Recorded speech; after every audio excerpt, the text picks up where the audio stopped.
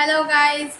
So in our previous lectures we have studied about the herbarium and today we are going to cover about our next topic, that is museum. What we know about museum? It is actually similar to the herbarium. जैसा हमने herbarium के बारे में पढ़ा था, it's actually like that. But इसमें difference क्या है कि उसमें हम लोग प्लांट को स्टोर करते थे, इसमें हम लोग plant as well as animal को भी स्टोर करेंगे. So the first point we should write here is storing, preservation and exhibition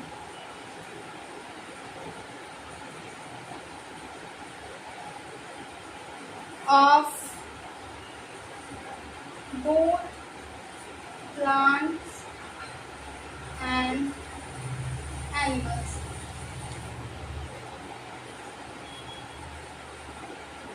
generally हम में से सारे लोगों ने म्यूजियम्स तो विजिट किए ही होंगे, चाहे हमारे स्कूल्स में हो, कॉलेज में हो या हम कहीं टूरिंग पे गए हों, वहाँ पे हमने म्यूजियम्स ने विजिट किए होंगे. तो हमने जान लिया कि प्लांट्स को जनरली कैसे स्टोर करते हैं, उसको प्रिजर्व करके उसको किस तरह से स्टोर किया जाता है, ये हर्बेरियम में हमने सीख लिया है. बट कुछ प्लांट्स ऐसे भी होते हैं जिसको हम लोग उस तरह से स्टफ़ करके और फिर उसको प्रिजर्व नहीं कर सकते हैं. जैसे कि हम एग्जांपल ले लेंगे एलोवेरा को.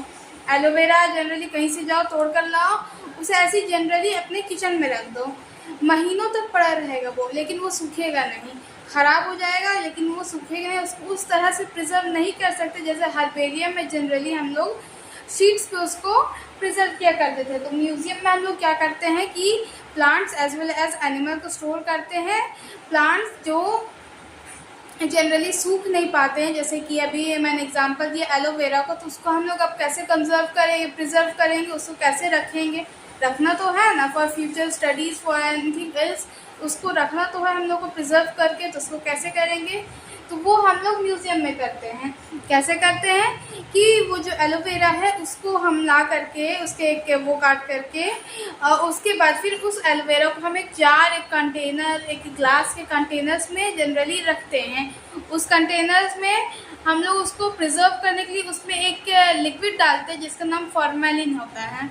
इसको प्रिजर्व करने के लिए हम लोग इसमें फॉर्मेलिन का यूज़ करते हैं. फॉर्मेलिन इज़ अ लिक्विड, उसको उसमें डाल देंगे प्रिजर्व करने के लिए.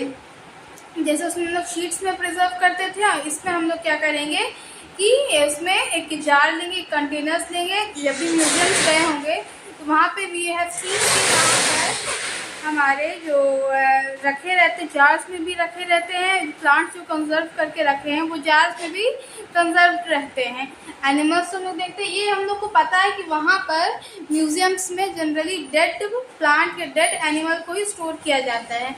वहाँ पे लाइव कोई भी चीज़ नहीं होती है, उसको हम लोग प्रिजर्व करते हैं. प्रिजर्व करना मीन्स जब वो मर गया उसके बाद फिर उसको मतलब एग्जीबिशन के लिए रखते हैं, देखने के लिए, फॉर फ्यूचर स्टडीज़ के लिए यूज़ करते हैं. बाद में उसका एक और पॉइंट हम लोग यहाँ पे ऐड कर सकते हैं. इसका क्यों यूज़ करते हैं, use for future study and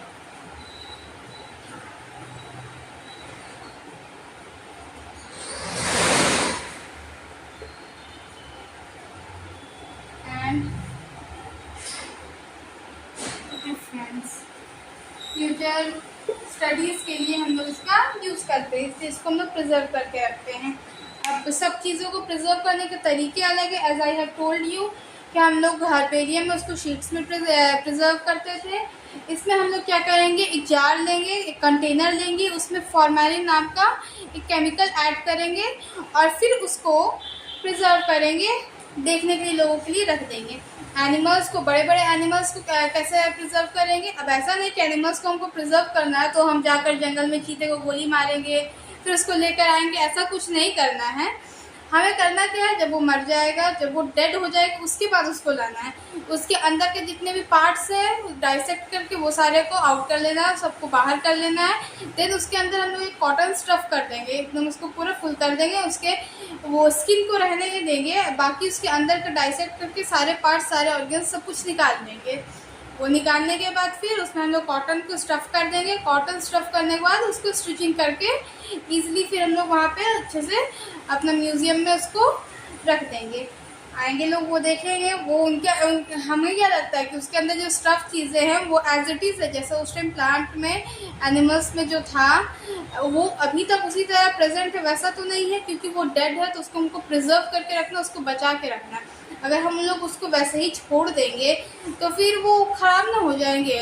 तो उसके अंदर प्रिजर्वेटिव डालकर स्किन के अंदर उसका प्रिजर्वेटिव डाल करके और उसके बाद उसका डाइसेक्ट करके सारा उसके ऑर्गन सारा कुछ निकाल करके उसके बाद कॉटन उसमें स्टफ़ करके फिर स्टिचिंग करते हैं, जिससे कि फिर वो तुम्हारा वो रेडी हो जाता है फॉर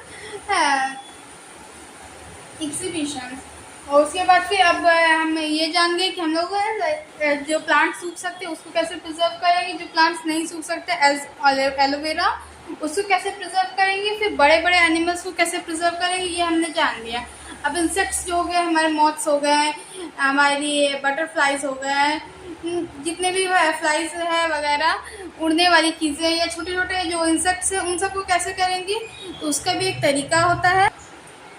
सो इसमें हम लोग क्या करते हैं, जितने भी हमारे मॉथ्स हो गए, फ्रूट फ्लाइज हो गए, बटरफ्लाइज हो गए, इंसेक्ट्स वगैरह हो गए, ये सारे को हम लोग एक बोर्ड लेते हैं, उस बोर्ड में पिंट कर देते हैं। पिंट करने से उसके जो बॉडी के आउटर जिस चीज़ों को म्यूज़ियम में डिस्प्ले पे लगाना है हमें, वो तो दिखते ही दिखते हैं। प्रिजर्वेटिव्स डाल के उसको प्रिजर्व करके रखते हैं और उसको पिन कर देंगे बोर्ड्स में ले करके, जिससे वो मेरे डिस्प्ले में भी हेल्प हो जाएगा और वो प्रिजर्व भी हो जाएगा। तो इसमें हमने 3 चीज़ें प्रिजर्व करनी सीखी म्यूज़ियम में।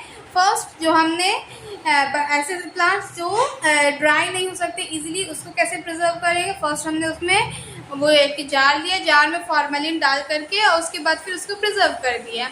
और उसके बाद फिर हमने सेकेंड में क्या किया कि हमने एनिमल्स, जो बड़े बड़े एनिमल्स हैं, तो हमारा हाथी हो गया, हिरन हो गया, ये सारे जो एनिमल्स है, हॉर्सेस हो गए या बकरी वकरी, जो भी हमको म्यूज़ियम्स में जनरली रखना होता है, जो हमें डिस्प्ले पे लगाना है, जब वो मर जाएंगे तो उसको लेकर के उसका डाइसेक्ट करके फिर उसके सारे ऑर्गन्स निकाल करके प्रिजर्वेटिव डाल के स्टिच करके और फिर उसको डिस्प्ले पे लगा देते हैं।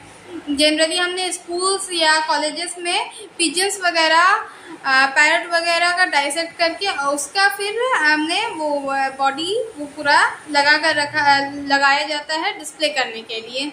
छोटे छोटे बर्ड्स हो गए, वो सारे को लगाया जाता है। फिर थर्ड चीज़ इसमें हमने क्या सीखी कि इसमें हम इंसेक्ट को बोर्ड में पिन कर देते हैं, प्रिजर्वेटिव डाल के बोर्ड में पिन कर देते हैं for our further use for the future study and reference. ये इतना सब कुछ, इतना मेहनत जो हम कर रहे हैं, ये क्यों कर रहे हैं? फॉर फर्दर रेफरेंस, जब हमें किसी प्लांट के बारे में जानना हो, स्टडी करना हो। म्यूज़ियम्स तो हम सब शौक से जाते हैं, बहुत मज़ा आता है ना म्यूज़ियम में, इसीलिए ना कि हमें कुछ नया चीज़ जानने को मिलता है, कुछ नई नई बातें सीखने को मिलती है। ऐसा कुछ जो हम नहीं जानते हैं पहले से, वो चीज़ें हमको सीखने को मिलती है। तो ये कैसे पॉसिबल हो पाता है? फॉर द म्यूज़ियम, जब हम उसको प्रिजर्व करते हैं, कंजर्व करते हैं, प्रिजर्व करते हैं for our future use and future reference. So it is all about the museum. So मिलते हैं हमारे next lecture. So will meet again, bye.